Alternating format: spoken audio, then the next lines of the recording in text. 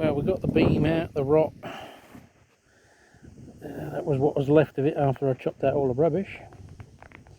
So now about to let the new one in. And it's now starting to piss down rain. Well, high-tech spacer. Get that beam off.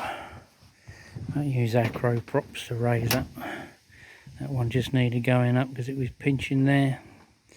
But the other's all cleared. So I just got to finish clamping this off, bolt it in place, then figure out how to take all the raft trusses apart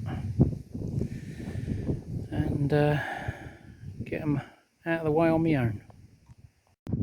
I better watch out, the foreman's watching me.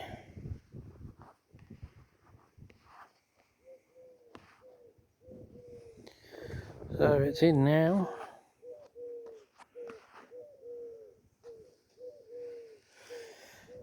Just got to make another piece up to fill the void there, but I'll see how it goes with what we got left over and what I use.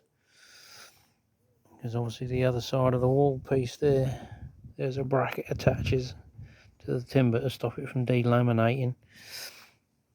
Because obviously there's no, if there's any force goes that way, it'll just peel that panel off. Well, it went this side because obviously there's all this lean-to, but I'll put a bracket going down from the inside steel attached into the timber. It's just that when I got these panels they were 4-inch thick, the rest of the panels are 3, but they were free, so that was make do and mend. So the plan is I'm going to slide the truss out. I've put that beam across to take the weight of it once it comes off the edge of the wall, and I should be able to manhandle it once it gets past that point, or I can place another one in. And if it all goes badly, I've clamped a piece of wood across the ramp so it doesn't end up on the roofs of the vehicles. What could go wrong? Well, there's a hole, there's a truss. It worked. A bit more awkward than I was expecting, and even more breathless than I sound now. But the next thing is to move this one here.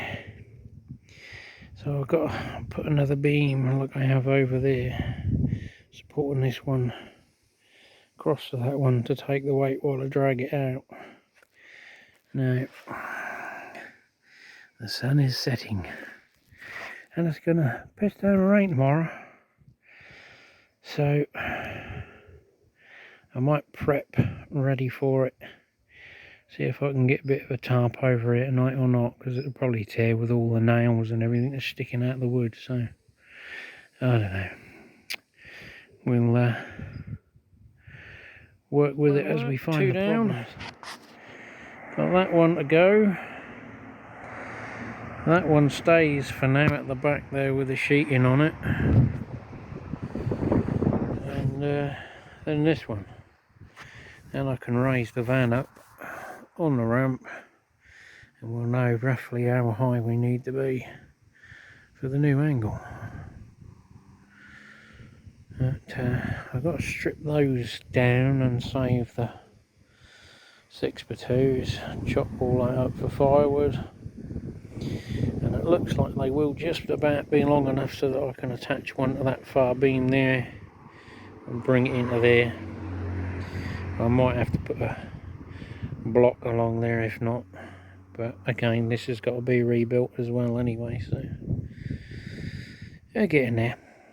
Well, a bit windier today, excuse the wind noise if it is being picked up on the mic. I strapped this yesterday to support a tarpaulin I no longer own. I looked for it last night, couldn't find it, just dug out a shed full of car parts courtesy of my son, and just as I'd sodded about doing all that, it dawned on me I sold it with a market stall. So I wasted my time doing this. So now I've got to take these 3 struts off that held the lights up so that I can get this one off and take off all the other paraphernalia. Well, the last one's off.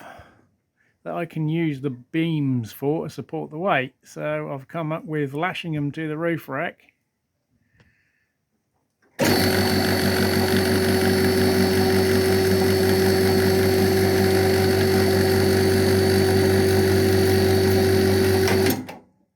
And doing that.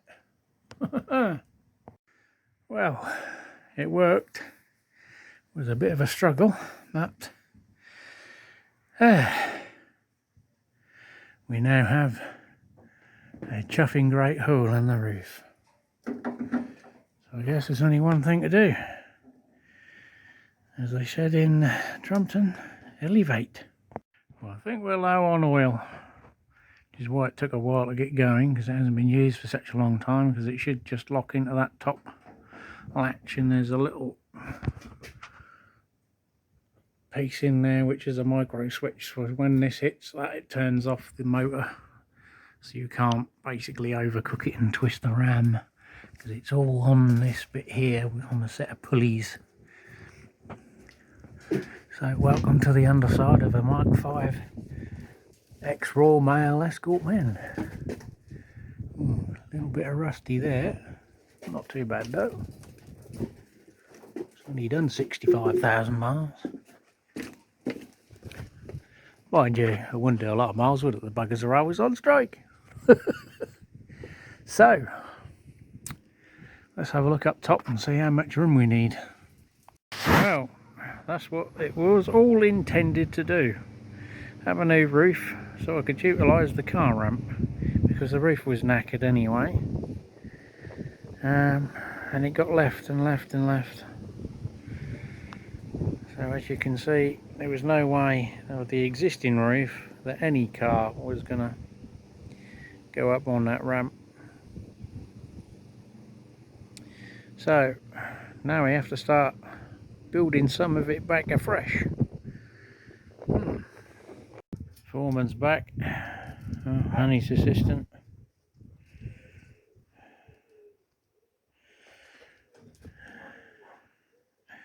Well, they're all cut now. The old rotten 2x4s are off, so I just got to clean these beams up for reuse, and we can start planning some reconstruction methods.